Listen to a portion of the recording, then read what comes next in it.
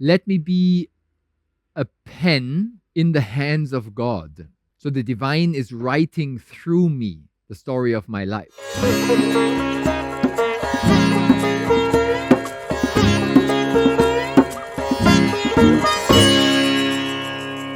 Action! Can we become a resident of cloud number 7? Is it possible to fly high on an ongoing, continuous basis? Could we possibly be in a flow state, not just occasionally for a moment here or there, but on a regular basis, being high on life, allowing the current, the energy to flow through us, being fully present and available, ready to receive the gifts of life? This is the topic which we will explore in this short podcast episode of the Spirit of Yoga. We could call it a shortcast, short and sweet, yet going deep into this flow state. Contemplating, wondering, and pondering how we can maintain the continuity in this high vibe state. This uplifted and empowered flow, which allows us to manifest, take action, and manifest our dreams. Because if we are feeling that drive, that strong momentum, then it is actually surprisingly easy to get things done. And that's not only ticking things off on our to-do list, which, by the way, I recommend you to call a love to-do list. I would love to do these things, not I have to do these things. But it's not just about the dopamine thrill of check, ticking things off on our to-do list. The flow state, flying high, is much deeper, much more profound, all-encompassing, and in a way holistic. So once we are on the move, on not just on the go and rushed, but once we feel that momentum, it's comparatively easy to deliver, to make things happen, to take meaningful and significant action.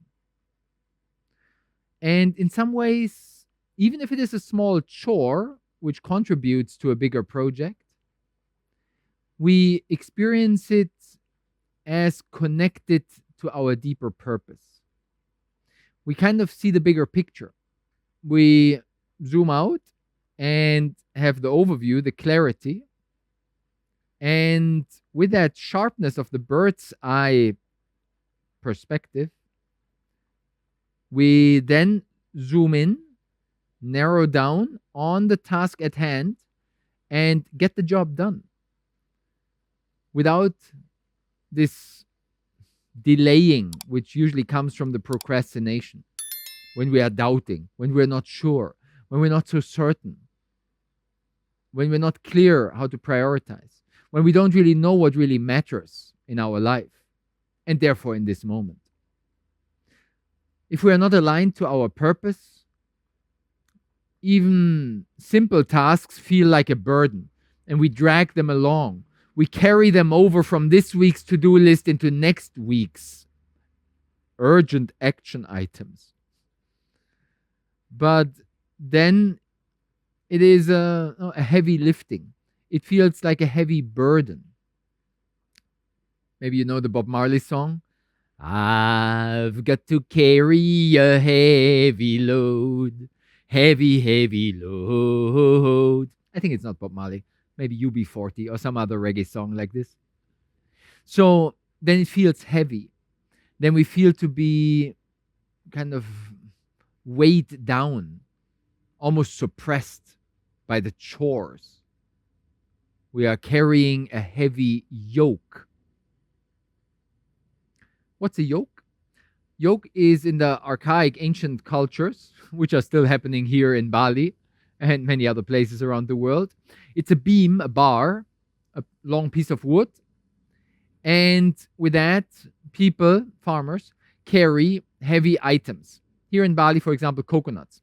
Hang 3 coconuts in the front, hang 3 coconuts in the back on the other end. Carry it over the shoulders on this beam, on this bar. Could be 2 buckets of water. Could be in Thailand on the street food, some kind of walking kitchen with some pots on both ends, or whatever it is. That's a yoke, this beam, this bar. And this is the root term of the word yoga. You might have heard the famous translation yoga means union, the union between body, mind, and soul and spirit. The yoga between the receiving and the giving, the union of balancing the left and the right, the equilibrium, the symmetry, the harmony. But the literal root significance of the term yoga or yoke is this yoke, this beam, this bar.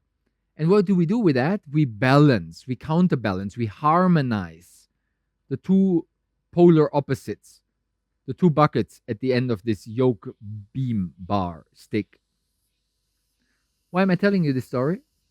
Because when we find that equilibrium, that balance, that union between the polar opposites, then we are aligned. And then we get into the flow of effortless action. We just put the right amount of momentum in it without overloading, burdening ourselves. Neither too much nor too little.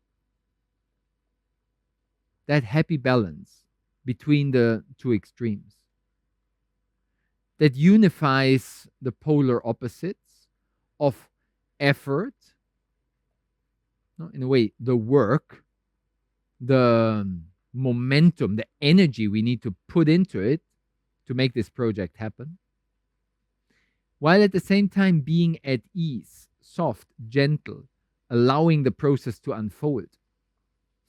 With the famous Chinese proverb, the grass doesn't grow faster when you pull at it. So that's a proverb to point in the direction of allow the process to unfold. Let it grow. Don't try too hard to make the grass grow faster. All we need to do is put the effort to create the proper conditions, to nourish and nurture the soil, to water the plant. That's all we need to do. So there's a certain amount of effort, work to be put in, but then allow the process to unfold. Find the happy balance between the 2. So you see, neither too much nor too little. Counterbalancing the polar opposites, like in the yoga, in the yoke, in the union between the seemingly opposing extremes, which appear to be contradicting, but they are not. They're just antidoting. That's a fancy word to say counterbalance. And that's what they use also in scales and other physical, mechanical stuff. Counterweight, counterbalance, like in the yoke. If you have a full bucket of water in one end of the stick and an empty one in the other end of the stick, it's not going to work out well. Or you need to be skillful and then carry the yoke on another balance point. No, it will not be in the center, in the middle between the 2 buckets. If one is full, one is empty. Then we need to move more to the full bucket. And then it might balance. It's a skill. It's an art. It's an art and science of living this harmonious yogic way of being. And then it seems like life gets supportive. People get collaborative. There are synchronicities unfolding. We meet the right person in the right time because we happen to be in that spot, which just clicks in. And it's happening. And everything seems to be aligned. And once we are in the flow state, it's a sunny day, all good. We're open, we're available, we're shining. And somehow there's a certain attraction, a resonance. Likes attract like. There's a certain magnetism in that, even though magnet works actually the opposite. Plus attracts minus. But still, there's a certain flow. And we somehow navigate the little pitfalls and challenges with ease, maybe even with grace, to use this spiritual term. We somehow seem to be supported. Life gets supportive. Things align, happen to us, through us. So, if you have a religious belief, you could go in the direction of a more personified understanding of the divine. And the metaphor would be, let me be a pencil, in the hands of God. So the divine is writing through me the story of my life. In a more spiritual, non-personified perspective on the universe, we can reformulate that as life is flowing through me. In a way, the project was manifesting through me. It was meant to be that I met this person and they gave me the right hint. And because of that, I went to the other place. And there I met the new collaborator who actually had the master key. And with that, I could open all doors and we could manifest the project in no time. What would have otherwise taken me months, maybe years, of not trying hard, hamster wheel, efforting, contracted, constricted mindset, trying to figure it out alone by myself. We cannot do it alone. Basically, we can do nothing alone. We can't do anything. And even if you assume like, wow, this project I did alone, on my own, I manifested. Yeah, but did you use any electronic devices, or did you use any other form of electricity or energy that supported you to get the project done? Most probably. You took some transport to get from here to there. You switched on one of your devices. And that tremendously helped you in the process. So don't forget about the people who make sure that the electricity is flowing. And all the circumstances and ingredients which are necessary to manifest this support system, this infrastructure. We could have not done it without that. Just a simple anecdotal example to show you how we cannot do it alone. Everything is connected to everything. So we are in a network, in a loom, in a warp.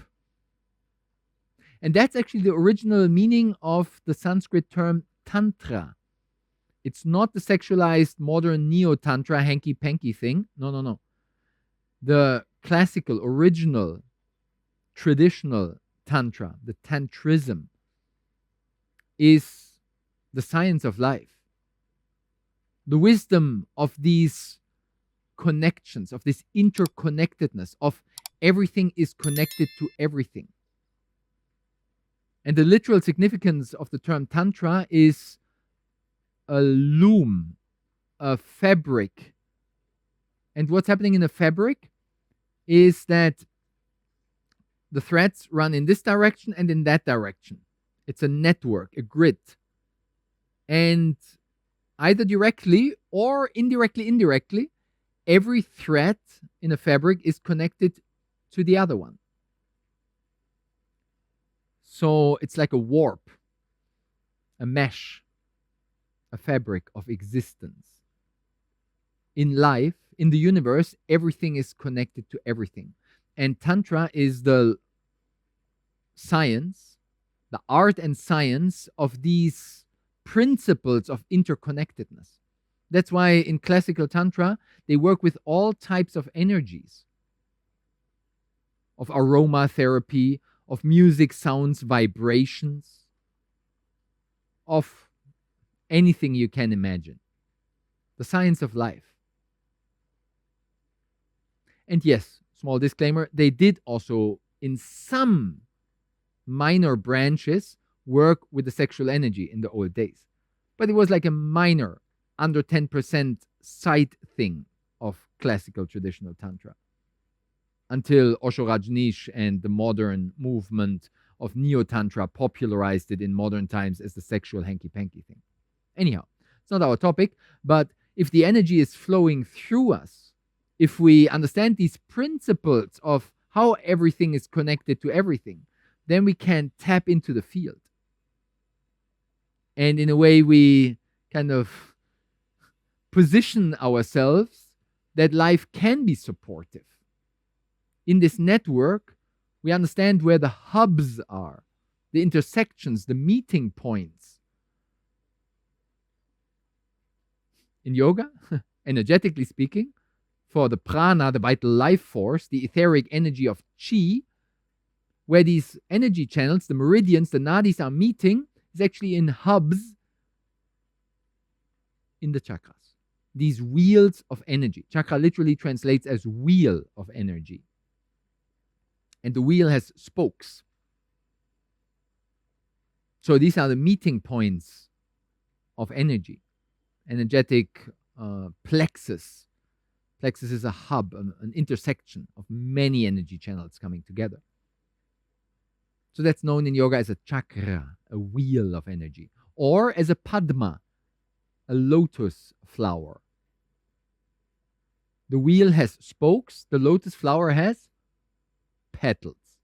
There are a few low number of spokes and petals in the lower chakras, and they get more and more in the higher chakras. The heart chakra, for example, Anahata chakra, has 12 spokes. Or the lotus, the flower of the heart, has 12 petals. This is the art and science of working with energies in the tantric hatha yoga tradition. This is what we share in our advanced courses, introducing you to the real deal, that you can actively navigate the energetic flows and, for example, intentionally bring the energy to heart center and open Anahata, the heart chakra. You tap into this field of unconditional love. You connect from heart to heart when you meet your key person who will become supportive for your project. And then we are aligned like soul brothers, sisters. And then we connect deeper. And maybe both of us have cultivated living with an open heart. And then we feel the synergy, the resonance, the uplifting momentum of being in the zone. And that synergy then creates momentum. We shine the bright white light. Naturally, we radiate. And that inspires others. That inspires others. Look at the root significance of this term. Inspire comes from in spirit. What's the spirit? The one supreme absolute. The sacred essence. Life as such. The consciousness of oneness. We are deeply connected. No, we are actually one in the universal spiritual heart. And once we can tap into this sacred zone, why try hard in an individualized way? Efforting, contracting, hustle culture. Be in the zone. Connect to this sacred web, this interconnectedness, and feel yourself in the flow. So this is an invitation to get inspired, to get in spirit, and to take a deep inspiration. Receive an inhalation. Receive the inspiration, the inspiration. And then exhale gratitude for the life we are given. and allow yourself to relax, to trust in the flow, which doesn't mean to just be passive and kick back, not do anything. Yes, at times, but it's just a counterbalance to the activism. Of course, we get the job done, we put the effort, we do whatever is necessary, but without trying too hard, without the effort, without the hustle culture. We are at ease. We trust in the process and we surrender to whatever life has to offer. That's the invitation of the flow state. But beyond the psychological flow state or runner's high, in yoga we take it deeper into the consciousness of oneness, connecting in the unity. Remember, yoga means union between body, mind, and soul. And I would add body, mind, soul, and the universal spirit. So that's the promise of the yogic wisdom tradition. That's the art and science of interconnectedness that we can learn from the ancient tantric scriptures. This is your invitation to open yourself to the flow of life. So you can go strong, but that you feel uplifted and can sail and soar like an eagle with ease in the thermic, uplifting currents and, in a way, supportive flows of the universe. Allow that process to unfold through you. I'm sending you much love, full blessings from wonderful Bali, straight into your open heart. I'm curious to receive your experiences. So please share your inspiration in the comments below so others can get inspired and we can fly high together. Thank you for joining the Spirit of Yoga podcast and our global yoga movement of living with an open heart. All the best to you and see you very soon. Namaste.